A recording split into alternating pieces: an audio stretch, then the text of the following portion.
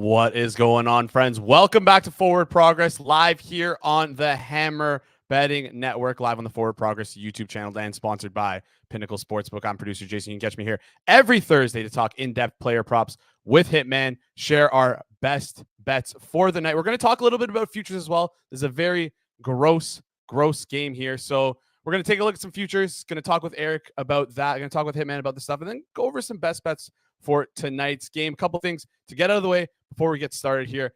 Guys, there's a little question in the chat. If you've hit that like button, vote yes in the chat. If you haven't, go hit the like button and then vote yes in the chat over here, guys. The likes really help out on this stream. It does us a lot of favors over here. So if you can please smash that like button and hit that subscribe button, it does a lot for us as well. If you want to ask any questions, props related, Hitman's going to be on here. So if you have any questions for tonight's show, or sorry, tonight's game that will be props related, drop them in the comment section down below, and we'll get around to them over here in just a second. Before we get started here, before I bring him in on, I want to remind everyone that we are sponsored by Pinnacle. Pinnacle is the world's sharpest sportsbook, offering competitive odds for 25 years. We love to preach line shopping on this channel with everyday competitive odds. Pinnacle should be one of your available sportsbooks. If you're looking to support the show, make sure you use code HAMMER when signing up to Pinnacle. If you're in Ontario, your trusted sportsbook for 25 years. Bet smart, bet Pinnacle. Must be 19 plus in Ontario. Please play responsibly. And not available in the U.S. guys. You know him, you love him. Hitman, professional bettor. Welcome to the show, Hitman. How's it going? You excited for tonight's game or what? A little bit. I got a few bets for tonight. Honestly, it's funny. This weekend's card, I haven't had this much volume on a Thursday for a Sunday card probably since week 1 of the season. There's been a lot of stuff that's been popping out for me for this weekend. Unfortunately, I don't want to tease the audience.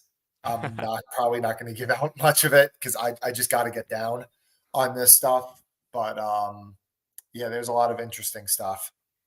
Awesome. And we'll get right into this game, Eric. We'll share some best bets, not for the Sunday, but for tonight's slate. We got a couple to give one or two things for Sunday. Oh, but yeah. Okay. Sounds good. Sounds good. We'll get around to those in just a second here. Before we do, I guess I want to talk to you a little bit about betting towards Sunday. We were talking a little bit before. Now that we're in December, the weather's starting to come into effect here. There's going to be a lot of games where there's going to be some bad winds, a lot of snow. We see it already with the Jags-Browns game, total at 30.5. Rams-Ravens game as well. A few other games this week. New York, Cincinnati, I believe, as well, it seems like a iffy weather game here. It's the first real weather week of this late December season here. So, hey, man, with your bets coming in mostly as props, and with the props being released usually later in the week, along with weather information becoming more accurate as we get closer to the Sunday, how do you kind of approach betting props while accounting for the weather here? Sorry, I'm a little under the weather still, Jason. I appreciate it. Flu game. It's changed a little bit from a few years ago. A few years ago, I would find a lot of cases where I would literally bet every single player under in a weather game, like every passing game under.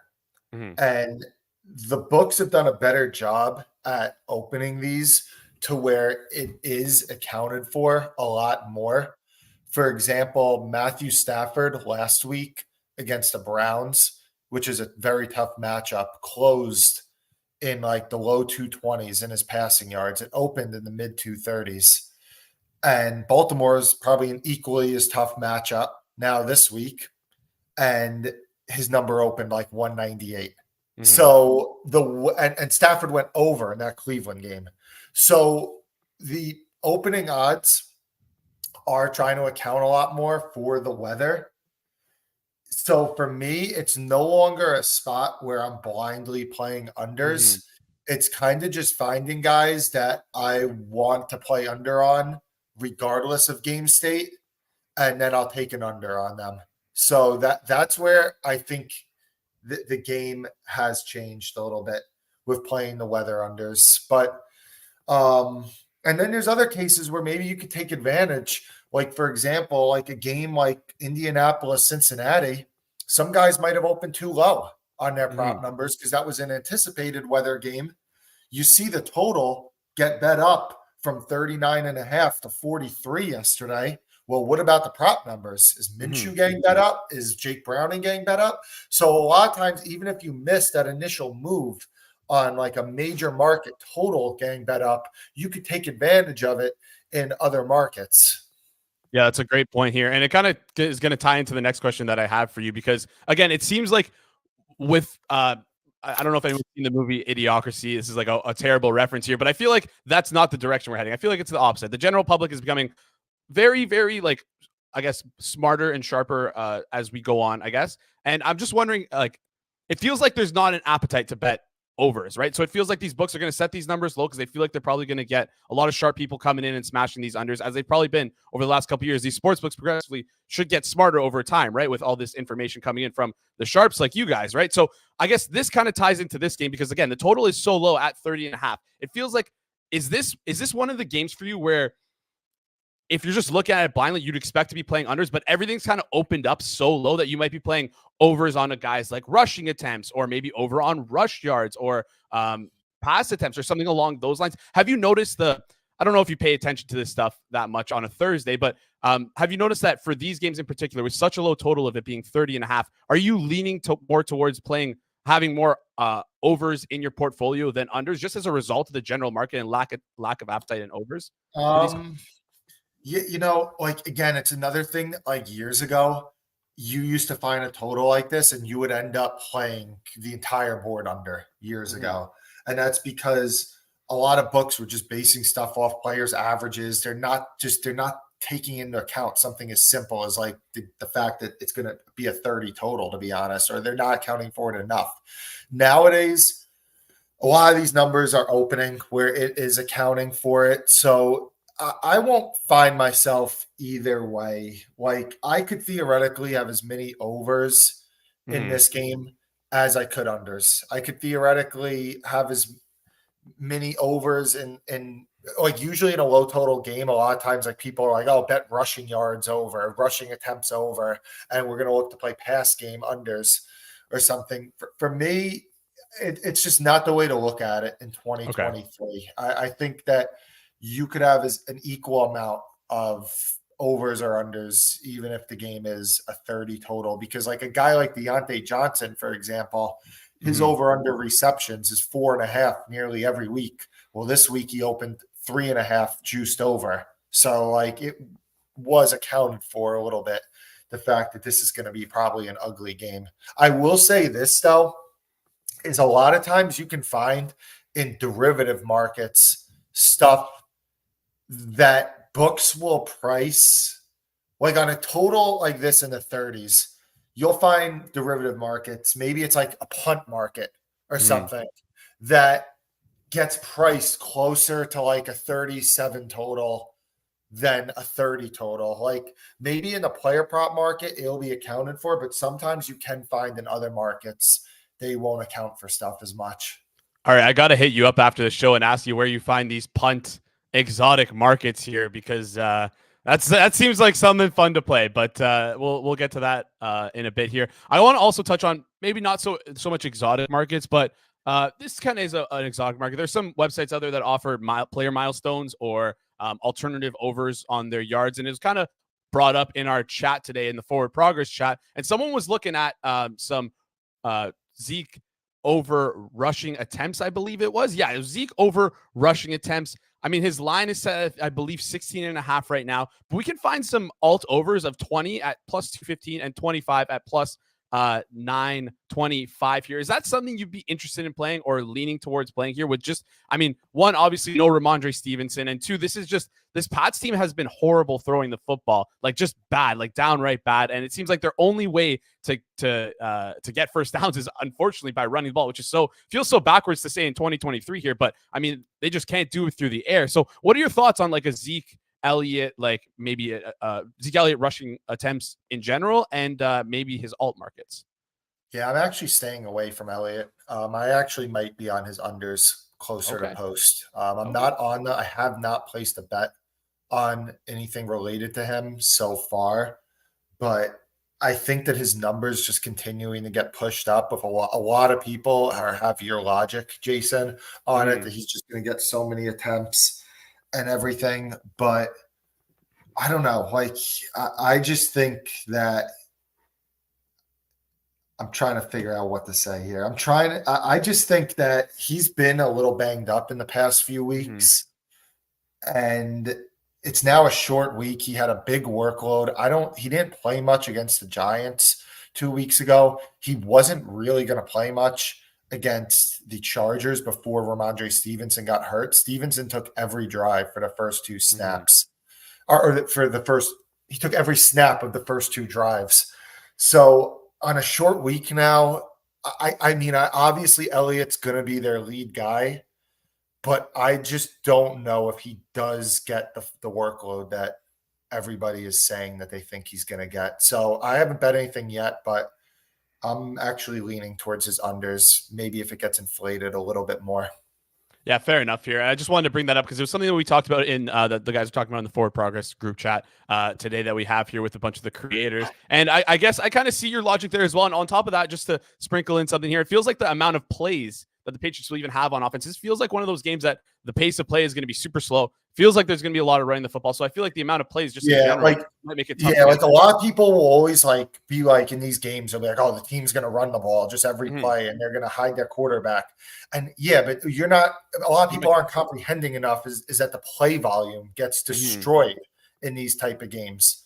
So that's another thing that just doesn't work, to just always look to play the running backs over.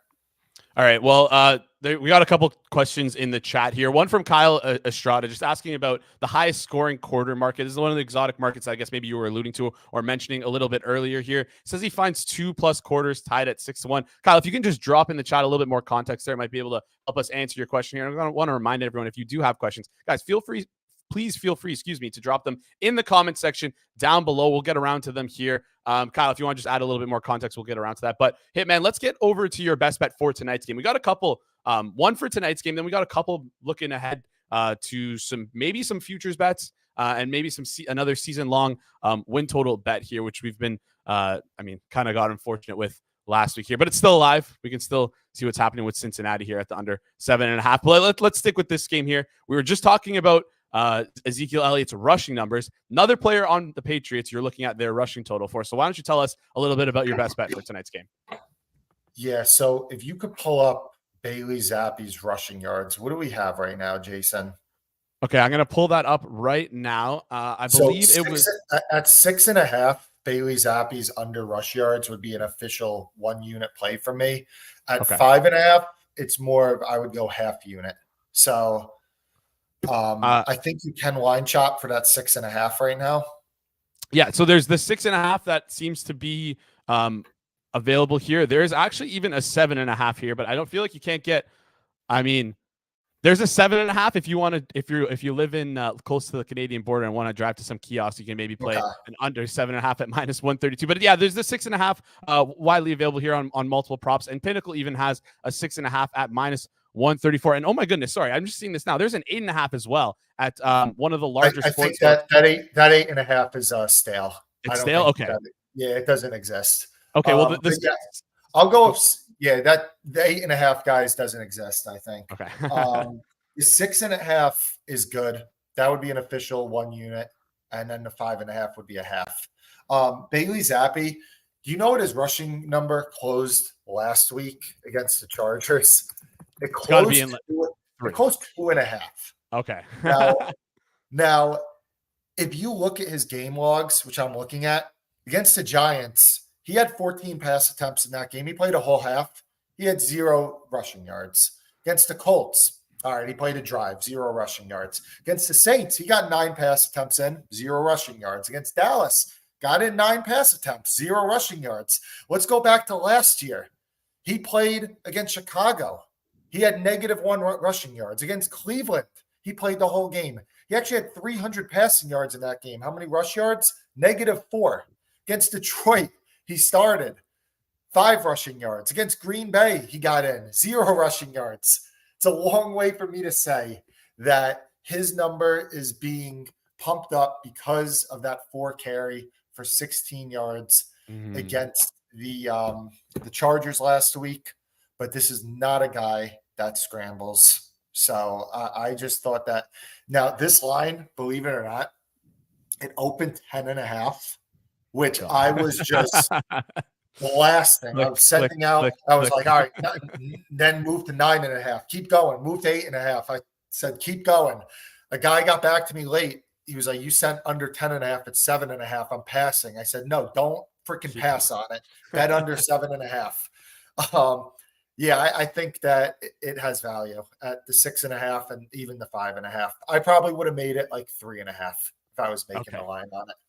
Okay, so would you play this up to, like, what number would you play this up to here? I know you mentioned that for the official account, we want to go 5.5 at minus 110 is like the limit for a half unit there. We do have a 6.5 minus 110, which I'm locking in right now. But like, what number would you go down to? You said you made it 4, right? So, or 4.5 was what you'd make the number here. So, I mean, would you play it at 5.5 minus 110? Is that something that you'd be 5.5 would be a half unit, and 6.5 would be a full. Wonderful. And on top of that, we obviously know that the Patriots have a loose, or I guess a tight leash is a better thing to say, on their quarterbacks here. And at any instance, you never know, they could potentially swap over to Mac Jones. Who knows what this team is going to be doing? They've been a real disaster from here. We got you, Hitman, for a couple more minutes. Let's get into, you wanted to touch on a season-long win total. So let's just let us know what you're thinking for the season-long win total this week. Yeah, hopefully it's a lot better than that Bengals one. We're in just horrendous bounce on that, though. Just like a horrendous bounce. It's crazy. We're in some trouble on that. But it would be the Arizona Cardinals under 4.5 in the minus 150-ish range, which is out there right now. You look at the Cardinals schedule, they're going to have to go 2-2 for us to lose this. They have Philly, they have San Fran, they have Seattle, and what is the other one? The other one is Chicago, where there will be about 3-point underdogs. I made this closer to 4.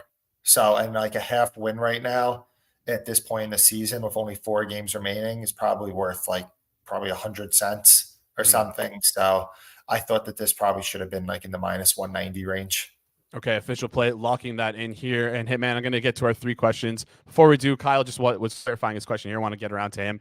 He said instead of betting an individual quarter to have most points, he was thinking maybe to bet 2+ quarters to tie for the most points. And he found that at 6-1 here. Is that something as an exotic market, something you'd be interested in? Would me not, again, I don't know off the top of my head to price it, but like a little rule of thumb on this stuff is look at like the Sunday games and see if this number compares to like a game where the total's a lot higher. And if you have this theory and you see that it's priced similar to a higher total game, then in all likelihood, the book is not pricing in correctly what it should be for a total this low. Okay, that's a little.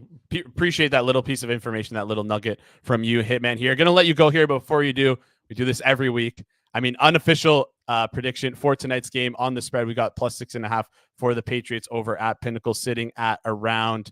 If you give me a second here to pull it up, sitting. Oh, sorry, it's plus 5.5 at minus 105 here. Minus 5.5, minus 105 to the Steelers here. Remember, if you want to bet this game and you want to bet either side, which depending on the side you're betting on, take a look over at Pinnacle. They have incredibly reduced juice on their lines. Quickly, unofficial prediction for tonight's game: plus 5.5 or minus 5.5 for this. Unofficial prediction: New England covers. New England. Spread. I like it. And then last question before you get out of here: any first TD props? Anytime TD props, last TD props, or are you just hitting the no TD for this game as your unofficial? See what Malik Cunningham. He's very likely to get. He's very likely to be activated for this game. See what Malik Cunningham comes in at. I don't even think he has a lineup right now because he hasn't officially been activated. But see if he gets activated and see what his line comes in. That might be some crazy long shot price. I'm looking at him right. I can't find him on BetStamp. You're going to have to shop around for the prices if you're looking at your individual sportsbook to see if he is available. Hitman, thank you so much for joining us today. We appreciate you grinding through the cold, doing some back-to-back hits here on Wednesday and Thursday. Even though you're in the mud here with all this sickness. Hitman, good luck on your bets this week. Appreciate you joining us. Thank you. All right, guys, that was Hitman, professional bettor. You can find him on the Hammer Betting Network. You can find him on Twitter at Hitman428. He's here every Wednesday, every Thursday, guys. And I mean, listen, he was grinding through a sickness. If that doesn't deserve a like, guys, I don't know what does. Smash that like button for Hitman. I heard it's going to make him feel a little bit better. Guys, before we bring on Eric, I just want to remind everyone that, and hey, you guys know what we do. Every Thursday night football, every Monday night football, regardless of how disgusting the game is, we are live at 8 p.m. with Rob Pizzola alongside a bunch of special guests here on the Forward Progress YouTube channel. So check us out here, guys. Smash that like button, hit that subscribe button, and check us out at 8 p.m. with Rob Pizzola for our live watch along of this disgusting game. I'm sure it's going to be a lot of fun. Anyways, let's move on. Let's bring on Eric Eager here, the VP of Sumer Sports. You can catch him on the Forward Progress YouTube channel every Wednesday, every Thursday. You can also catch him alongside Thomas Dimitrov, who was on the Forward Progress YouTube channel yesterday. You can catch him here every Wednesday, every Thursday, guys. It's the VP of Sumer Sports, Eric Eager. Eric, how's it going this week? Jason, I'm doing great. It's fun to hang out with you, and I'm going to Army Navy this weekend, and it's fitting that tonight we get a dress rehearsal of that game. It's crazy. It's crazy. This feels like an Iowa total right here. I mean, this is just one of those nuts games that's just like, I mean, I laughed at your header. I laughed at Hitman's header. I'm laughing at my header. This game is just all kinds of yucky here. We got a couple questions in the chat that we're going to get to in a second here. Before we get into those, Eric, I just want to talk to you about the total of this game. And I'm going to set you up for some trivia because I don't know if we've ever seen two games in a single week where the total is lower than 31. I don't know if that's ever happened before. So maybe if you can run, I don't know if you have any information on that. I just wanted to set you up for that because I know, one, you're a trivia guy and you're pretty good at it. And so just curious if something like that has ever happened before. But just to buy you a little bit of time here, I want to talk about the total of this game. I mean, are you surprised that it's this low? Do you think that it can get lower as we get closer to game time? One, with the appetite of everyone for some reason wanting to bet unders for these primetime games. Two, we've seen a lot of big sharp groups kind of hit unders at close throughout the season here. And then three, I mean, there's like no appetite for the over to be played here. So I feel like this number can only come down. Are you surprised at this number? Are you expecting it to go a little bit lower than the 30 and a half the 30 and a half that it's at right now? What are your thoughts on just the total in general? Yeah, I'm going back to my database in my database from basically 1999 on, and frankly, my database is just NFL Fast Stars. So, you have New England, Pittsburgh right now in the data. It says 30. It'll probably get lower than that. Miami, Buffalo in 2004 was 30, week 6. You have Jacksonville, Cleveland at 30 and a half. So those could go down as well. You do have in 2004 two games, Pittsburgh, Miami, and Buffalo, Baltimore, that both were totaled. They both closed at 31. You had two games in 2005 that both closed at 31. Sorry, you had three games in 2005 that closed at 31 or below. You had Carolina, Chicago in the playoffs, actually. Jake Delhomme kind of lit up the Bears in that game. And Chicago, Green Bay in week 16. And then you also had Atlanta, Chicago. So that was the Kyle Orton 5-yard per pass attempt. So there's a common theme. Kyle Orton's rookie year there where you had a bunch. But it doesn't look like any kind of, like if I look in this same week, at least in the basically this millennium, no. The answer is no, not the same week. Crazy. Well, I'm sure we'll get a draft party trivia quiz about the rank the lowest totals highest to lowest. I'm sure we'll get that at some point here. So we got to try to remember all those games you mentioned here. I thought it was a little bit of a funny piece of trivia that we could mention on the show here. Just out of curiosity, with the total being so low, would you ever consider playing like an alt total under in this game? I know a lot of people were kind of doing that with Iowa's totals down the stretch here with how little they move the ball. I mean, both these offenses suck. It's obviously price dependent here, but is that something you've ever considered in a game like this? Oh yeah, I think what year was it? It was 2021 when the Bills hosted the Patriots, and there was that win game that Mac Jones threw 3 passes. I played a lot of under alts in that game because the total wasn't even that much. I mean, back then, I want to say that total. And actually, we could just look it up. I was in like the high 30s. So let me actually pull that up. Yeah. Funny enough, I was actually at that game. I drove from Toronto to Buffalo for that game. One of the coolest games I've ever experienced. And I remember we were an hour outside the stadium. Everyone was saying it's windy. And I'm like, oh, the weather's not that bad. And as we were driving into Buffalo, there was suddenly like a wall of snow. It was the craziest thing I've ever experienced. A lot of fun. If you've never been to a Buffalo game, you got to check it out. Yeah, that game actually closed at 40. Wow, that's high. And I made, I'm not a professional like Hitman or Rob or anything, but like I made, what was the equivalent for me, like 25 units that night. Just like, and then what was funny in that game, Damian Harris had like a 70-yard touchdown in like the first quarter of the game. And I remember all my friends were like, I was just like, hey, like, let's bet the under. And all my friends were like, oh shit, like it's over. We're all, and then I was like, no, like, and I kept going under alts, like, because what's a lot of these live shops, especially PPHs and stuff, they'll give you a menu, right? And it won't just be the closest thing to minus 110.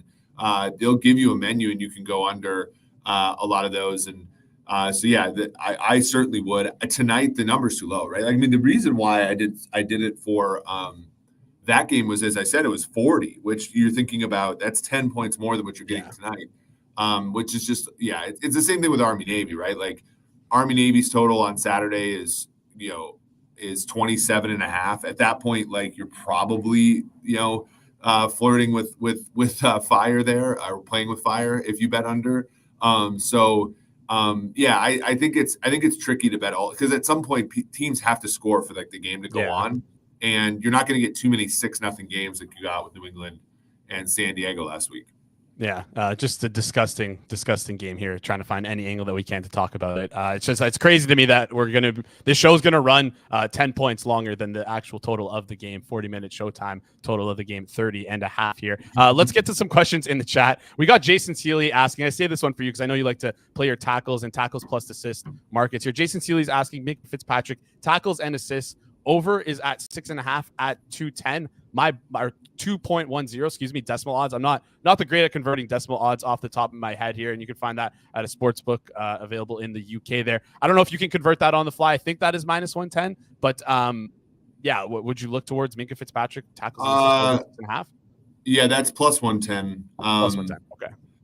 If like the issue is like when I do this modeling, I mostly do it for linebackers, and the reason so the reason for that is just like defensive backs are a little bit too variable. The over, you're getting plus money there. My issue here though is I think you're going to see a big run rate by the Patriots, and the fact of the matter, and people can rip this if they want to, but like how many times is Zeke going to even make it to Minkah Fitzpatrick's area of the field? That's a great point. I don't. So if Zeke and Ty Montgomery and whoever is running the football are not going to get to the second level, then Minkah's not going to really get there. And so that's where I get worried. Whereas, with linebackers, they play at both levels. They play at the line of scrimmage, and then they play deeper in the passing game. So there's just more ways to win if you're going to bet it over for a linebacker than a DB. So I've always found the variability in receiving, not receiving, but defensive backs to be too much for me to really have a good gauge on it. But it's a good look. If you want to bet it over, of course you can. I just don't think I wouldn't. So yeah, and something we talked about with Hitman here, something to keep in mind. A lot of people are just talking about like, this game's going to be great. They'll probably run the ball a lot. Just always focus on the amount of plays that's probably going to be depressed, like we mentioned with Hitman in this game compared to an average game here, just with them running the ball a lot, right? Just going to chew up a bunch of clock here. Probably won't see a lot of plays like we normally would in just a normal game with a more normal total here. Let's transition then to your one of your multiple best bets for this week. You got a couple for us here, two in this game in particular. Let's start with the player prop that you have. So you want to look into the solo tackle market. Just want to remind everyone, not tackles plus assists, but the solo tackle market here. You were looking at Ja'Whaun Bentley. Why don't you tell us a little bit about it? Yeah, Bentley, over 3.5 solo tackles.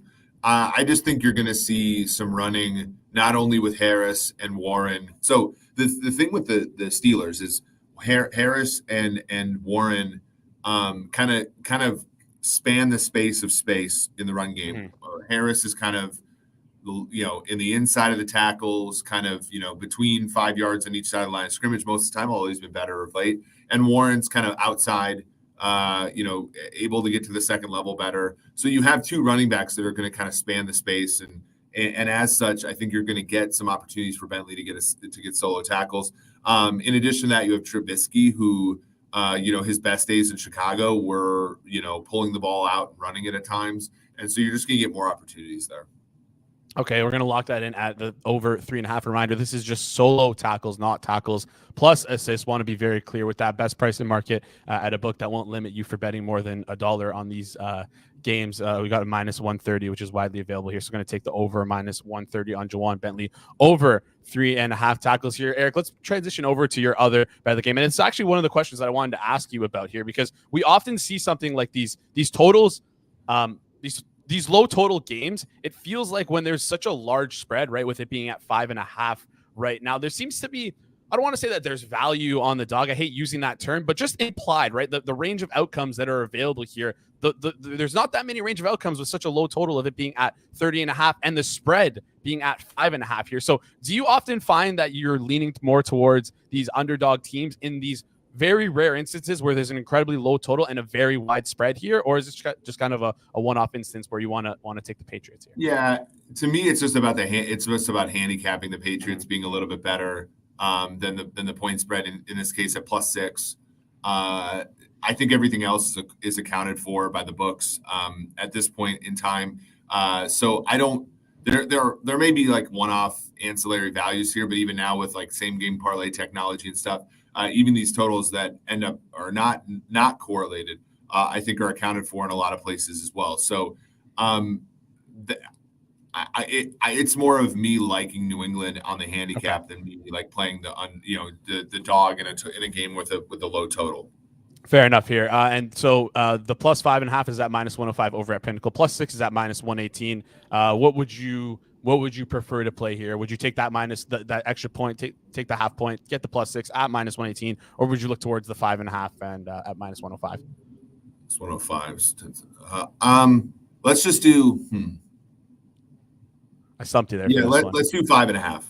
Okay, 5.5 at -105. We're going to lock that in here for a full unit. That's going to be our. It's funny because I think this might be the most volume heavy show because I kind of have you guys playing. We're going to talk a little bit about futures markets in just a second here. This might be the biggest volume show on a Thursday we've had so far here. I find that always to be very funny that you can find these opportunities regardless of how poor a game is here. Let's move off this game. Before we do, there's one more question in the chat from Eric, just asking about with a total as low as this one today, do you think that there's an edge in parlaying anytime TD along with first or last TD, assuming that there's a small chance that there's only 1 or 2 TDs scored in this game? I don't know if that would work in SGPs. I think it might be, the odds might be depressed like compared to what it would normally be, Eric, but maybe you can touch a little bit more on it here. Yeah, you probably, I mean, this is like a really good anecdote from that intercept book by Matthew Davidow and Ed Miller. Like, I would say if the book lets you correlate those, they probably have some sort of model that's modeling the correlations. And so if they are, like, what I would do is I would try to estimate what that correlation would be. And I don't have it off the top of my head. And if the book's not accounting for it, hell yeah, bet it. If the book is accounting for it, and what will happen in most cases, they overjuice that because they know that they know that they haven't modeled it properly, and so that they're just going to take a huge hold on the play. Then obviously you have to lay off. Like, but I like the look. That's certainly something to research. But you just have to make sure that your book is giving you. Obviously, if they're pricing them as roughly independent, then yeah, I think that there's an edge there. Yeah, just always, like we like to say on this channel, always shop around, always look for the best price. It's one of those things where if you have the time to do it, you should be looking around at every book that you have, every available you have, just to check it out and see if it's worth it here. Let's move off this game because, like, oh my God, I don't know how much we can talk about it here, but let's move on to some futures, Eric. I asked you to put together a couple of futures that you're willing to play here, and we got 3 right now, which I'm pretty happy with, and I'm pretty impressed you're able to pull those out pretty quickly here. Let's start with one. You have a to make playoffs prop bet here, and I'm just going to tee you off, and I'm not going to bury the lead here. So why don't you tell us a little bit more about your to make playoff bet here, which you like so much? Yeah, if you go to sumersports.com, we have a league table where we have the probabilities for a lot of these teams to do various things. It's not perfect, obviously, because we're sort of doing top down modeling and the like, but there is a play that I'm pretty that I make a little bit, well, that our models make over minus 323. And even if you regress to the market, obviously there's still going to be a significant edge on Green Bay to make the playoffs. When you look at Green Bay to make the playoffs, depending upon where you look, you're looking at maybe minus 215 or so at some places, ish, sort of wherever I looked. So obviously that brings a significant value. And that's when I like, you obviously don't like laying minus 215, but when you look at sort of the upcoming schedule for the Packers, starting with the New York Giants this weekend, this Monday night, as a touchdown favorite, almost. The schedule plays out so nicely for them. They have the second easiest schedule in the NFL moving forward. The only exception being the Saints. And yeah, I just think that one's a good play.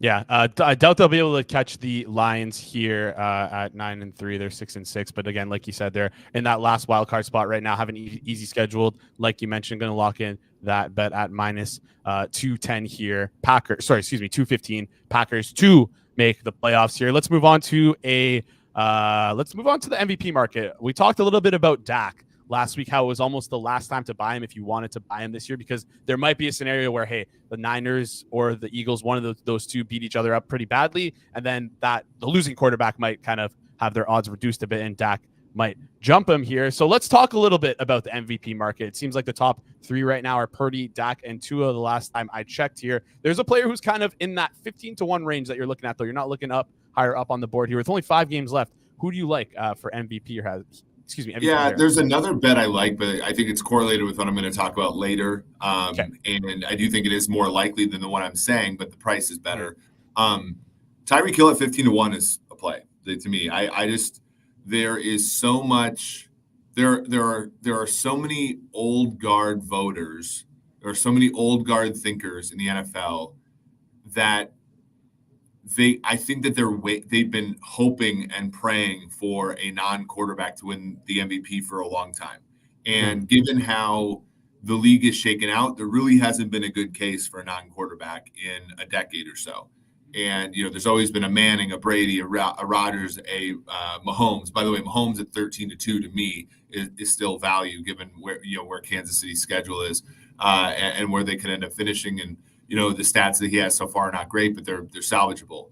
But I think Hill at 15-1, like if he gets 2,000 yards receiving, that novelty, right? The last 2,000 yard, besides Derrick Henry, the last 2,000 yard rusher we had won the MVP in Adrian Peterson on a team that went 10-6 in the Minnesota Vikings that year. So, and up against like decent competition at the quarterback position in Peyton Manning and so forth. So I think that Tyreek Hill at 15-1, if you're rooting for chaos, has a chance.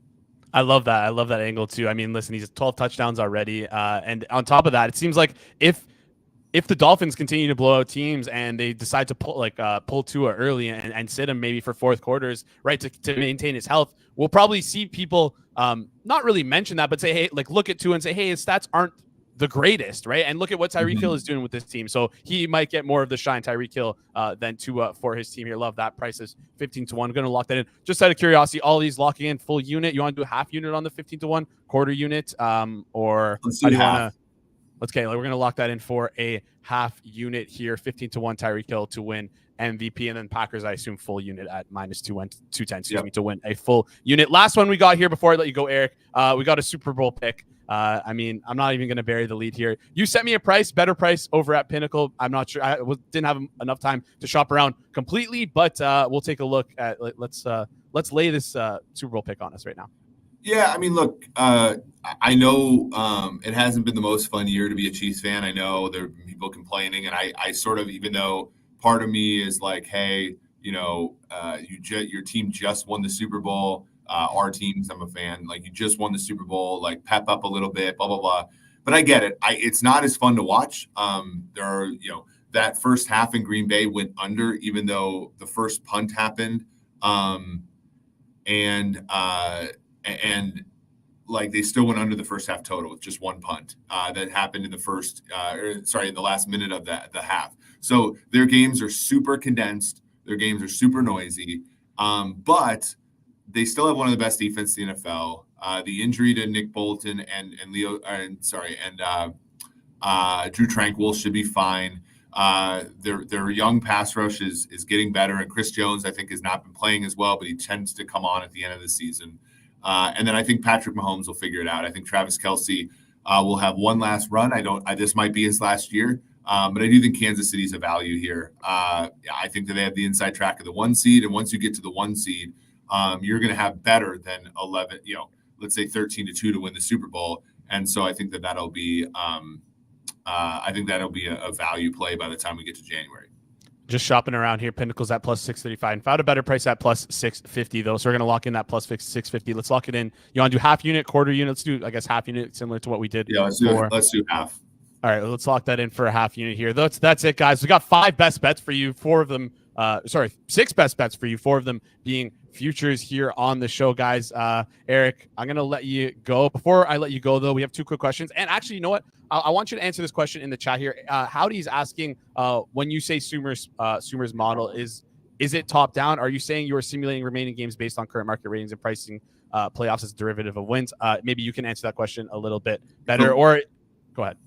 Yeah, it's a little bit of both. So we certainly regress to market, but we do have our own individual ratings of teams as well. So it's a little bit of both. But it is a simulation, right? So all the nooks and crannies that are embedded into a schedule. So rest differential, all that stuff, all that is in our simulation. All the tiebreakers are in our simulation. And in my opinion, there's some value there. Now, obviously for a professional, it might not be as much value as somebody like me who's more recreational, because of tying up your money and sizing and all that kind of stuff. But it has been where I've found value, just because the books don't necessarily have the greatest way to adjust on the fly when somebody makes a big bet on one future, because obviously they can either just increase the hold, which is bad, or if they try to maintain the hold, the cross correlations between other teams are not all that well understood relative to sides and totals in regular markets. All right, awesome. I appreciate you answering that question. Eric, I'll let you get out of here right now. Just again, before you go here, I guess official prediction for tonight's game. We know what you're going for. So I'm going to ask you the official prediction for the total over under of the 30.5. What are you taking here? Yeah, I think Pats win outright. And I think it's I think it's 13-6 or 17-13 or something kind of lame. Oh, 17-13 would push. So let's be more fun. 17-16. Love it. 16-13. I think it goes under. I love my it. mathing has been hard.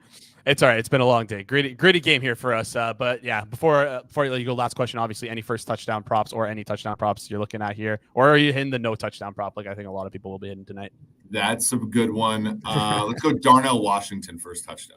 I love it. Darnell Washington first touchdown. Obviously unofficial, but hey, if you want to take a look at it, go for it, guys. Eric, thank you so much for joining us. Maybe we'll get Thomas on little Thomas feature next time on the Thursday show. Eric, VP of Sumer Sports, thank you so much for joining us. Have a good one, Eric. See you, Jason. All right, that was Eric, the VP of Sumer Sports. You can catch him every Wednesday and Thursday on the Forward Progress YouTube channel, and you can catch him over on the Sumer Sports Show with Thomas Dimitrov. Go check out Sumer Sports, guys. I use it every week to prep for the show. It's a great resource, great tool. Just if you're interested in just stats, advanced stats, and learning a little bit more about the NFL and a more quantitative way of looking at things, it's a good resource here. So go check out sumersports.com. Guys, that's just about does it here for us on the Forward Progress YouTube channel. Thank you so much for tuning in to this gross Thursday edition of the show. Before we head out here, hit that like button, hit that subscribe button, drop a comment on your prediction for tonight's game, whether you're watching it after the fact or right now. Drop it in the chat, and if it's after the fact, drop it in the comment section down below. I want to hear what your guys' thoughts are on today's game here. I mean, it's really gross. Going to need a lot to get through this one. Before we head out, though, one more thing, quick reminder, live at 2 p.m. Eastern, I will be back here alongside Matthew Freeman from The Fantasy Life, John Legeza from The Athletic, and Jack Miller from Establish the Run to talk player props, to talk some TD scores, to talk some injury fallouts from the practice reports on Friday. You don't want to miss this show, guys. A lot of fun. We do it every week here on the Forward Progress YouTube channel. So for myself, for Eric Eager, for Hitman, this has been Forward Progress, powered by Pinnacle on the Hammer Betting Network. Guys, thank you so much for tuning in. We'll catch you later, and good luck on your bets tonight.